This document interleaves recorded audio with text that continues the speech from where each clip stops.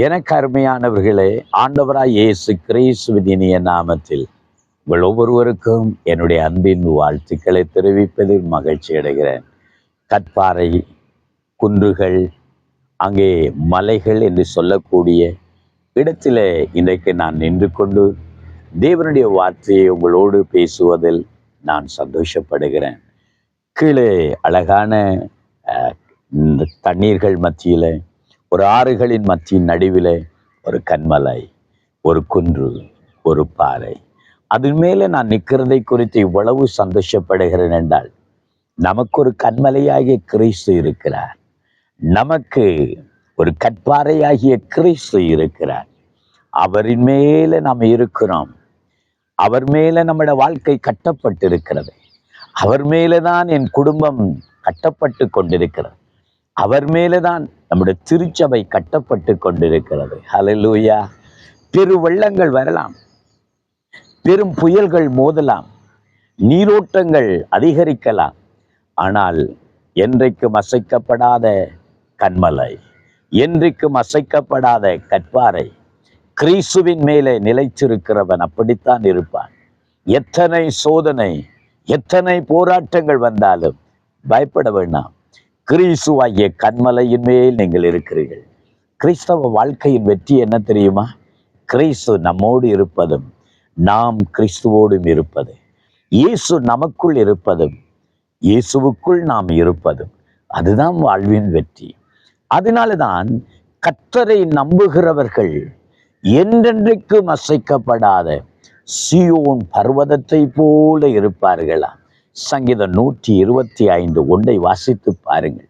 கர்த்தரை நம்புகிறவர்கள் என்றென்றைக்கும் அசையாமல் நிலைத்திருக்கிற சீயோன் பர்வதத்தை போல இருப்பார்கள்.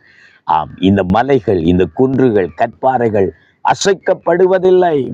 அது அங்கே கீழே வேரூன்றப்பட்டிருக்கிறது, அது நிலைச்சிருக்கிறது.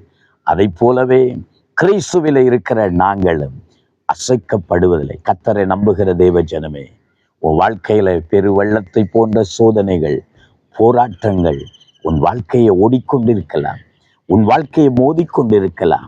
ஐயோ என்று சொல்லி சிலவேளை நீ கலங்குற நேரம் வரத்தான் செய்கிறது. ஆனால் ஒன்றை புரிந்து கொள்வோம், நாம் அசைக்கப்படுவதே இல்லை, அசைக்கப்படுவதே இல்லை. கிறிஸ்துவாகிய கண்மலையின் மேலே நீங்கள் இருக்கிறோம். இன்றைக்கு கலங்கி இருக்கிறீர்களா?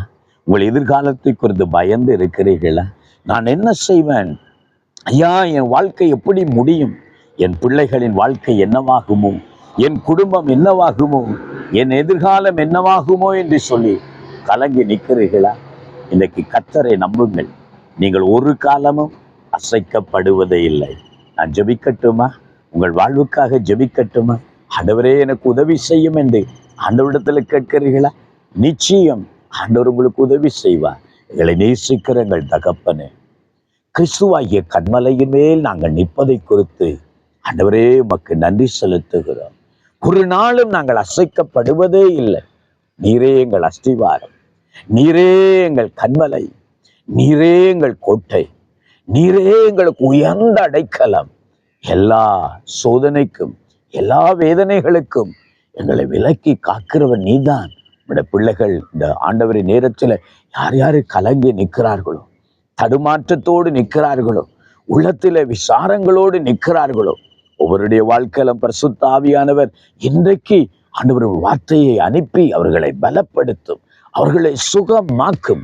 இந்த நாளை கர்த்தர் ஆசீர்வதியும். சோதனைகள், வேதனைகளிலிருந்து ஜனங்களை விடுதலையாக்கியல்லும் இயேசுவின் நாமத்தில் ஜெபிக்கிறோம் ஜீவனுள்ள நல்ல பிதாவே. ஆமேன், ஆமேன். பயப்படாதீர்கள்.